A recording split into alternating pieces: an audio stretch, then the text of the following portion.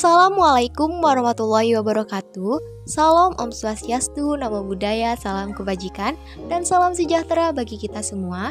Halo semuanya, perkenalkan kami dari kelompok 7 akan memaparkan materi tentang analisis faktor. Adapun isi pembahasannya, yang pertama, pengertian analisis faktor, kedua, fungsi analisis faktor, ketiga, tujuan analisis faktor, dan keempat, contoh kasus. Baik, tanpa perlu berlama-lama lagi, mari kita ke materinya dan simak bersama-sama. Kita masuk ke pembahasan pertama, yaitu analisis faktor. Nah, teman-teman, apa sih yang dimaksud dengan analisis faktor itu? Jadi, analisis faktor adalah sebuah teknik yang digunakan untuk mencari faktor-faktor yang mampu menjelaskan hubungan atau korelasi antara berbagai indikator independen yang diobservasi. Analisis faktor juga merupakan peluasan dari analisis komponen utama yang digunakan untuk mengidentifikasi sejumlah faktor yang relatif kecil yang dapat digunakan untuk menjelaskan sejumlah besar variabel yang saling berhubungan. Lalu, apa saja fungsi dari analisis faktor? Nah, analisis faktor ini mempunyai fungsi utama, yaitu untuk mengurangi kompleksitas data dengan mengidentifikasi faktor-faktor yang mendasari variasi dalam data tersebut. Ini juga untuk membantu mengidentifikasi hubungan yang tersembunyi antara variabel-variabel dan menyederhanakan interpretasi data. Analisis faktor sering digunakan dalam riset psikologi, sosiologi, ekonomi, dan bidang lainnya untuk menyelidiki struktur hubungan antara variabel-variabel yang kompleks. Selanjutnya ada tujuan analisis faktor.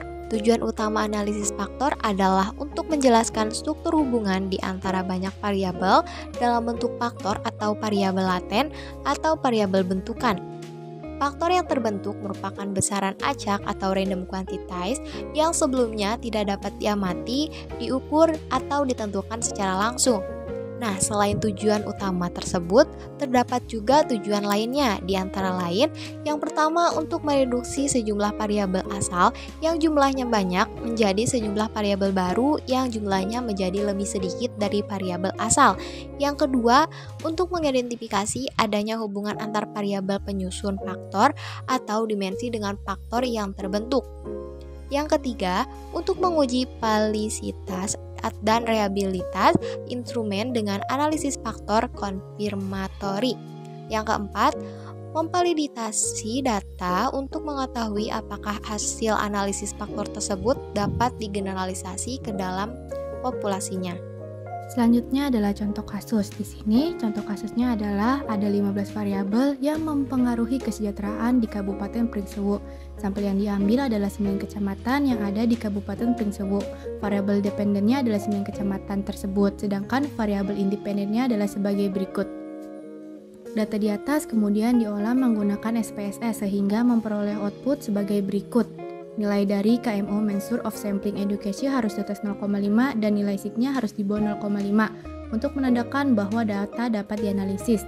Nah, pada output SPSS di atas, nilai dari KMO Measure of Sampling Adequacy adalah 0,609 dan nilai sigma adalah 0,000, maka data di atas dapat dianalisis. Kemudian, variabel yang dapat dianalisis harus memiliki nilai Measure of Sampling Adequacy atau MSA lebih dari 0,5.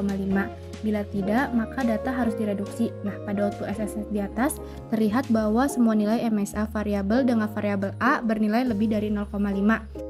Sehingga tidak ada data yang harus direduksi dan variabel tersebut dapat dianalisis. Kemudian ada tabel communalities digunakan untuk menunjukkan seberapa besar sebuah variabel yang dapat menjelaskan faktor yang terbentuk. Sebagai contoh, berdasarkan hasil output SS kasus di atas, variabel jumlah penduduk bernilai 0,942. Artinya, variabel jumlah penduduk dapat menjelaskan faktor yang ada sebesar 94,2%. Karena semua variabel bernilai di atas 50%, maka semua variabel tersebut dapat menjelaskan faktor yang ada. Pada tabel total variance explain digunakan untuk menentukan jumlah faktor yang bisa dibentuk. Pada kolom kompen menunjukkan bahwa terdapat 7 kelompok faktor yang dapat mewakili variabel. Pada kolom initial eigenvalue bertujuan untuk menentukan jumlah faktor yang dapat dibentuk. Pada subkolom total menunjukkan nilai eigenvalue di mana nilai eigenvalue harus lebih dari 1. Pada tabel di atas terlihat bahwa nilai eigenvalue lebih dari 1 adalah komponen 1 dan 2, sehingga kelompok faktor yang dapat terbentuk berjumlah 1 hingga 2. Nah, kemudian hanya dengan melihat dari komponen 1 dan 2 pada subkolom percent of variancy menunjukkan nilai variansi yang mana dalam penentuan jumlah kelompok faktor yang ada dapat dibentuk. Yang dipilih adalah nilai yang terkecil. Dari komponen 1 dan 2, nilai variansi yang lebih kecil adalah komponen 2 yaitu 18.180 sehingga jumlah kelompok faktor idealnya adalah sebanyak 2. Hal ini didukung juga dari nilai persentase kumulatif di subkolom kumulatif persen di mana nilai persentase kumulatif komponen 2 telah memenuhi syarat yaitu di atas 80%. Selanjutnya ini pada diagram script plot terlihat bahwa dari titik komponen 1 ke komponen 2 menurun sangat tajam.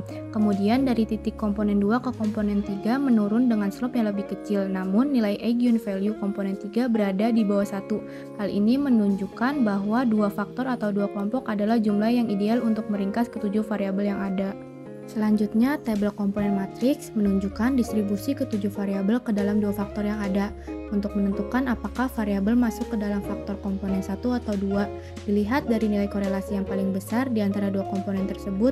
Sebagai contoh, nilai variabel jumlah penduduk di komponen 1 adalah 0,970, sedangkan di komponen 2 adalah 0,038. Karena nilai di komponen 1 lebih besar, maka variabel jumlah penduduk masuk di faktor 1, begitu juga seterusnya. Namun, hasil dari tabel komponen matriks ini masih belum cukup kuat untuk menjelaskan variabel mana yang masuk ke dalam tiap faktor. Oleh karena itu, membutuhkan tabel rotation komponen matriks. Di sini, tabel rotation komponen matriks berfungsi untuk menjelaskan variabel mana saja yang akan masuk ke dalam tiap faktor yang ada. Cara melihatnya sama dengan di tabel komponen matriks, yaitu dengan melihat nilai korelasi yang paling besar di setiap variabelnya. Maka dapat disimpulkan bahwa anggota dari faktor 1 adalah jumlah murid SMA, jumlah murid SMP, kepadatan penduduk, dan jumlah penduduk. Sedangkan variabel yang termasuk dalam faktor 2 adalah jumlah murid SD, jumlah keluarga prasejahtera, dan jumlah kasus diare. Kemudian di sini juga ada tabel komponen transformation matrix untuk menunjukkan nilai korelasi tiap faktor.